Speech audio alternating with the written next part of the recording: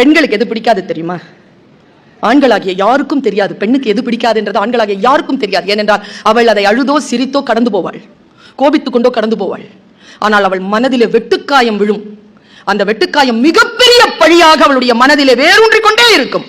அவளுக்கு பிடிக்கவே பிடிக்காத மிகப்பெரிய விஷயம் எது என்றால், அவளுக்கு கிண்டல் செய்வது அவளுக்கு பிடிக்காது.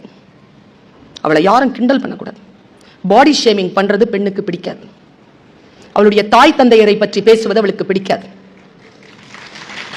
அவளுடைய வளர்ப்பு பத்தி பேசுவது அவளுக்கு பிடிக்காது. அது எல்லாம் சின்ன ஒரு ஜோக்ல தான் தொடங்கும். ஒரு ஜோக்ல தான் தொடங்கும். அந்த ஜோக் முன்னால இருக்கிறாள், அந்த டைம்ல அவர் ரியாக்ட் பண்ணக்கூடாது என்பதற்காக தன்னுடைய கருத்தை சொல்லுவதற்கான மிக முக்கியமான பொலிட்டிக்கல் ஃபார்மேஷன் அந்த ஜோக். முதலில் இந்த மாதிரியான ஜோக் பெண்கள் பற்றி சொல்லுவதை ஆண்கள் நிறுத்திக் கொள்ள வேண்டும். இது உங்களுடைய வருங்காலத்திற்கு நல்லது.